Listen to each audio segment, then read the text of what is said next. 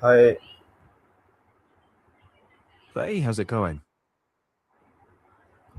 I'm fine. I have a very That's good. common I have very common topic to discuss with you. Mm-hmm. Yes, the topic is Go for it. I'm all ears. yeah. How Mm-hmm. we can achieve our goals. How to achieve your goals. Well, first, I'd ask, what kind of goals are we talking about? Short term, long term, career goals, or maybe something more personal like health or habits? Okay, if I talk about career goals, so what is the most important element in achieving that? Well, the single most important element is usually clarity. You need to know exactly what you want. Like, not just I want to be successful, but I want to be a project manager in 5 years, you know? And then once that's clear, break it into little doable steps, almost like mile markers. Without that clarity, you're just drifting. Okay, I got your point, but Yeah. I want to exemplify with another example. Let's suppose Mm-hmm.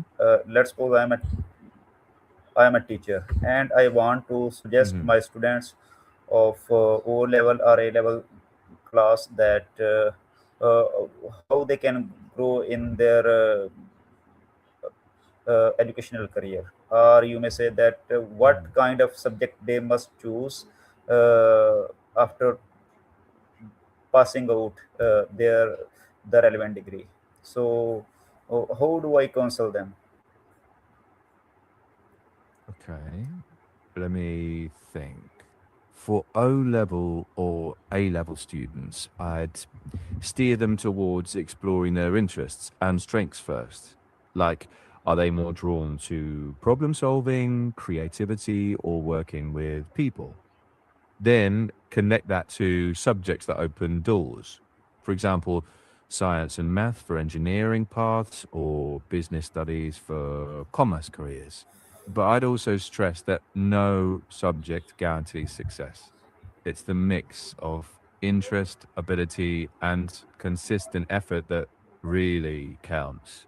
So encourage them to test things like small projects, clubs, online courses, because real exposure often shapes their direction more than theory alone. Okay, yes, I got your point, but I just want to clarify one thing that when Sure. a teacher start counseling with their students, definitely it is important that he must communicate individually instead of I mean counseling collectively. When he starts communicate with on the individual basis, definitely he can easily uh, point out and check out the the interest of every student, and in this way he can write the importance or the interest of every student, and then definitely he is eligible in this way that he can guide or counsel them that what subject he should choose in the future, or what direction he should to move in that. Mm.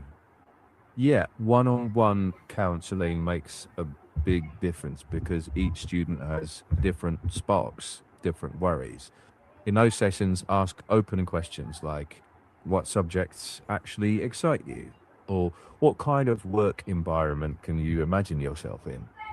Then guide them towards subject choices that fit those answers instead of just what's popular or what friends are taking. And sometimes be direct. Like, your choice doesn't lock your future, but it opens certain doors wider than others. The goal is to help them own their decisions, not just follow a script. Yeah, definitely, but I believe that this is first step in achieving their goals, and their I mean, their real struggle or potential starts after choosing that subject, and when they are enrolled in that specific subject, uh, then they should make their mind that what is the level of their goals or what they want to achieve in the life. So then I think it's up to them that how do they achieve their targets, and uh, how they minimize the hurdles that are present in achieving their goals. So Hmm. what kind of possible advices you want to understand that a teacher or a student should keep in mind when he has enrolled in a specific subject after counseling with his teacher? So what do you say? Hmm. Yeah, that's a really important distinction. I'd say after the choice, the focus shifts to consistency and mindset. So I'd remind them: one, keep clear goals; two, build discipline habits; small, steady work, not cramming; three, keep a growth mindset; treat mistakes as feedback, not failure; four, seek feedback from teachers or mentors regularly; Hmm. and five, minimize distractions. Social media can eat time like nothing else. Yeah. And maybe tell them the subject opens the door, but your discipline and perseverance decide how far you go once you're inside. That way, they see counseling as a starting point, not the finish line. Yeah, definitely. So definitely these are the key points which you have mentioned, that a student or a person who want to achieve something in his life should keep in mind. Definitely these are exactly right. But I just want to ask one more thing, that one a teacher one a student uh, when a student definitely is studying something, some kind of subject, definitely he is much more motivated, he is young, energetic, and he wants to uh, and he has many dreams about his future, definitely, and he is very, I mean, motivated, energetic, and passionate. But with the passage of time, uh, I mean, these the energy level decreases. I don't know why. There are many ways that creates hurdles in their achieving that targets. But what you suggest, what they should do to overcome these hurdles or to keep them motivated and charged? Hmm. That's a real thoughtful question. Motivation naturally rises and falls. So don't just rely on that. I tell students discipline carries you when motivation doesn't. A few strategies: reconnect with the why, like, why did I choose this path? What future do I imagine? Break big goals into tiny milestones so progress feels visible. Celebrate small wins and surround themselves with peers who value learning. Also, normalize setbacks. Every student who succeeds has dips.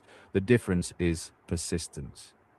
And as a teacher, check in regularly, not just about marks, but about their energy levels or stress. Sometimes just talking through a slump resets momentum. Yeah. The aim isn't non stop motivation, it's steady movement, even through low energy days. Yeah, definitely. But even then he starts I mean, overcoming the hurdles that are present in, I mean, that creates uh, worries in achieving their targets. But most of the students, you may say, that when they start doing something and they get failed in that, so they get disheartened. And definitely when a person, even he is very boost charged and energetic, when he's when he fails even in his first step, so definitely his motivation removes, and his energy is gone. So he feels very disturbed, and I mean, very disturbed and very pitiable situation. So how you think that this situation can be dealt with? Hmm. It's very common and super important question to talk about. I tell students failure is an event, not an identity. Yeah. You don't say, I'm a failure. You say, that attempt didn't work yet. Then explore what can be learned. Teach them to ask, what went wrong? What do I adjust next time? Also, share stories of famous people who failed many times. For example, inventors, athletes, writers, they all had setbacks, but they treated them as feedback. And remind them talking to a mentor, a friend, or even a teacher when they're down is strength, not weakness. The message I'd leave them with is your first failure doesn't predict your future. Yeah. It's just a test of your determination. That way, they see obstacles as part of the process, not the end of it. Yeah.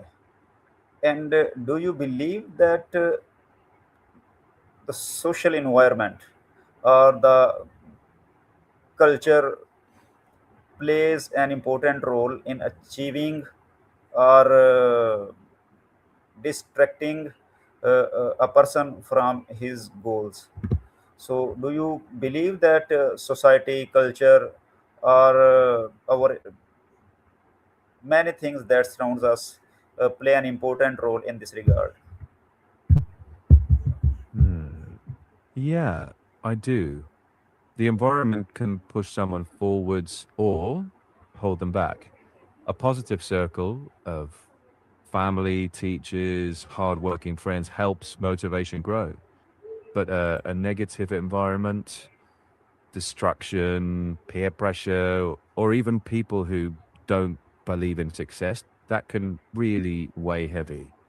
But help them see they can't always control their surroundings, but they can choose influences like joining supportive study groups, seeking good mentors, even reading or watching inspiring content instead of draining stuff.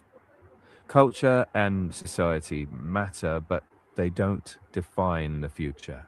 Hmm. I'd say let positive people strengthen your dreams and don't let negative voices decide your future. That way, they feel some control without blaming themselves for everything around them. Okay. Okay. Let's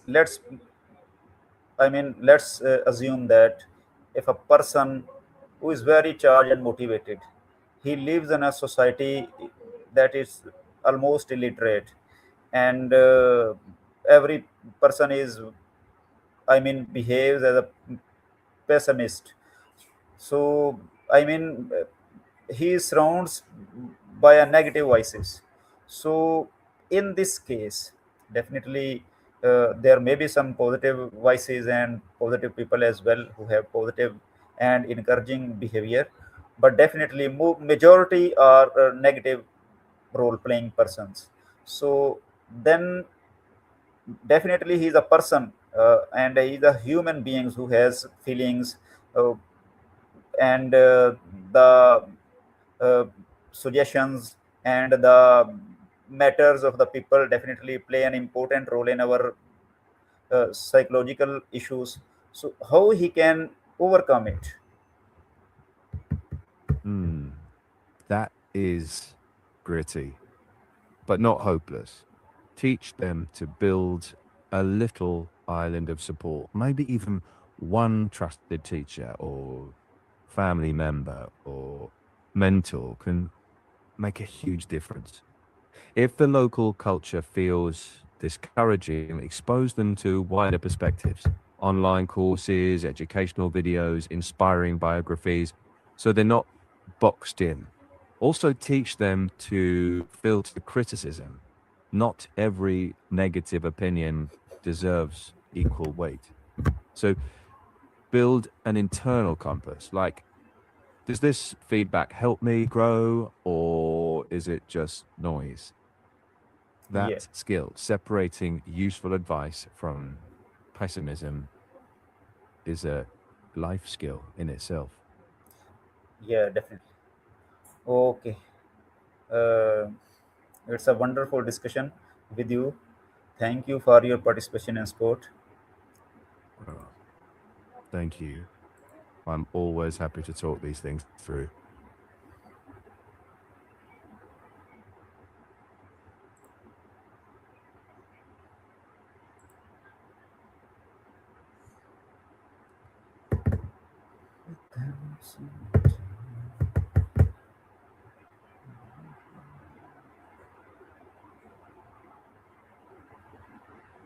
Always. Take care. Yeah. Okay. Thank you. Thank you once again. I'm going to end this session. Sure thing.